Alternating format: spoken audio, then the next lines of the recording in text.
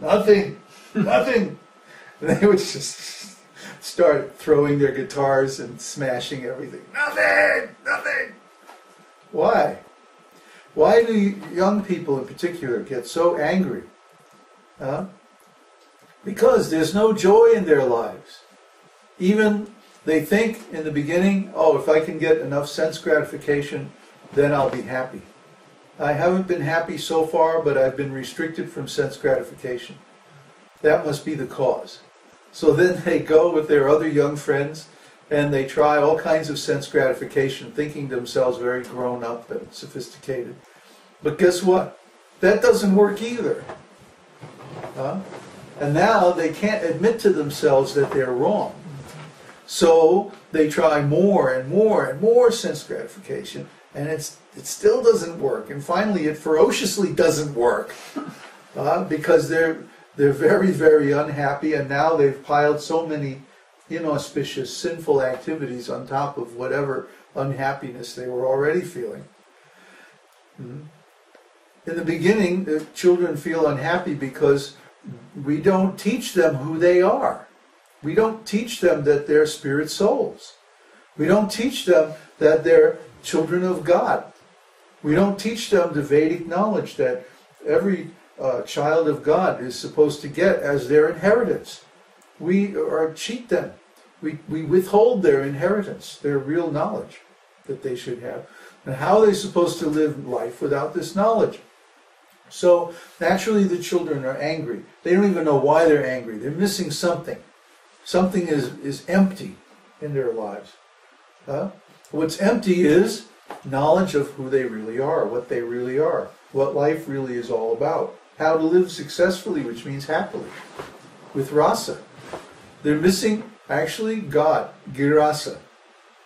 They're missing. But here it says that girasa is coming through the Vedas. So if you give the children the Vedas, if you give the children the knowledge while they're young, then they never have this terrible emptiness. And then they try to fill it with so much nonsense. See? Just like I was amazed when I went to India. When I went to India, it was, still a little bit early. They hadn't modernized so much, and things were still pretty normal in India. In India, there's no such thing as a teenager. I mean, in the sense of an American rascal teenager, hanging around, slouching. They get this, it's just like black people. Black people have this certain way of standing, a certain look on their face when they get around white people. And it basically means, I'm not going to serve you. I'm just going to be a lazy, useless rascal and not serve you because I'm angry at you, because your grandfathers and great-grandfathers did something to us. So teenagers get that same look, that same slouching, You don't see that in India, or you didn't see it then. You see it now. But back in the days when I first went to India, you didn't see that. There was I went everywhere, but I couldn't find any teenagers. There were kids, and then there were young adults, suddenly. No teenager nonsense. Why? Because from the very beginning of life, they got some spiritual knowledge. They had some idea who they are, why they're here, what to do in life, how to get satisfaction, how to get rasa, how to get joie de vivre. And it's not through sense gratification. It's through doing our duty to God. Duty means regulated activities. What was that word up here in a sense?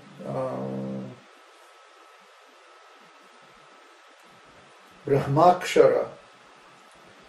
Brahmākṣara, Vedas are coming from the Supreme Brahman, samudbhavam, directly manifested. So, you should perform sacrifice. You should perform sacrifice with everything, as far as possible. The water you drink, the food you eat, You're breathing.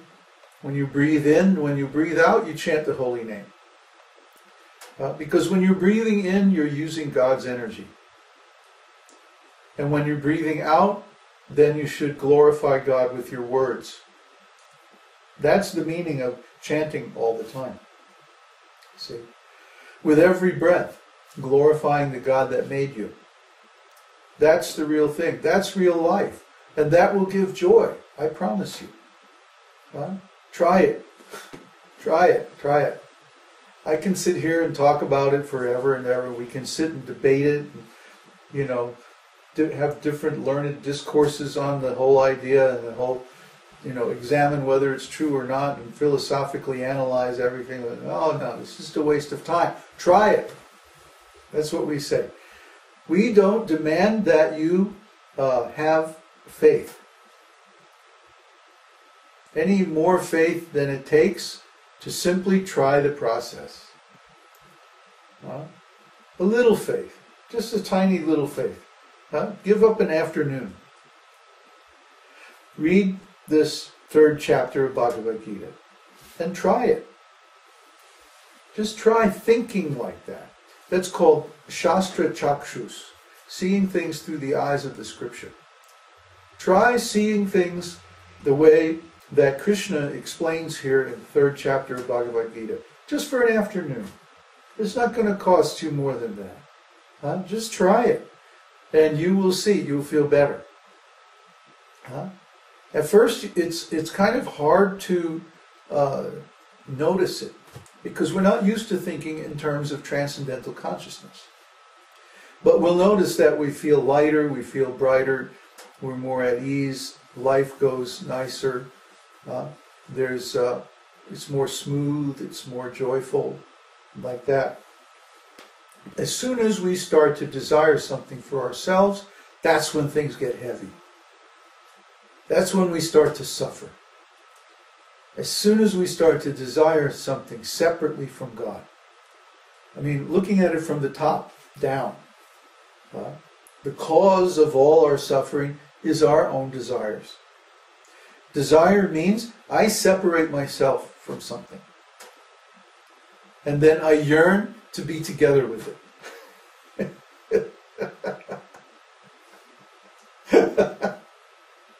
Duh.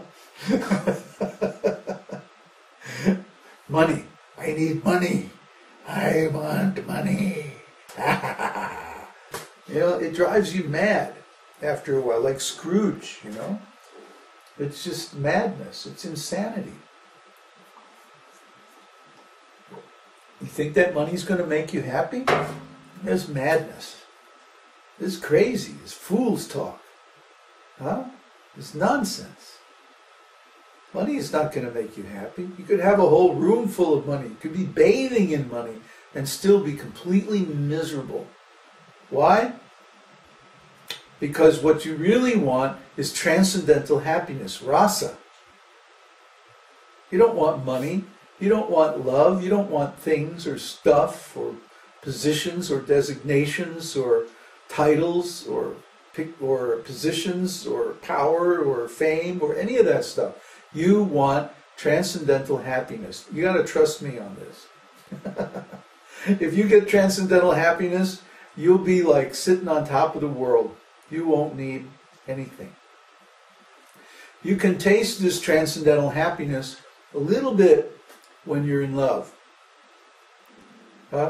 What's that? I got the world on a string, sitting on a rainbow. Got the string around my finger. That's the feeling. It's like, I know the secret of life. People get the same feeling when they're tripping sometimes. If they accidentally come across the secret. But then they come down and they forget it. And what's the secret? That everything we do is based on consciousness. And when our consciousness is in line, is in harmony with the Supreme, then everything is wonderful, everything's beautiful, we're in love. What a day, what a world, I'm in love. I used to be a jazz musician. But anyway, the process is to bring our consciousness into harmony or into line with God's consciousness. And how do we do that? By following His instructions. It's so simple. But because people are rascals, they don't want to follow any instructions. I'm independent. Yeah. Well, if you're independent, why are you so unhappy?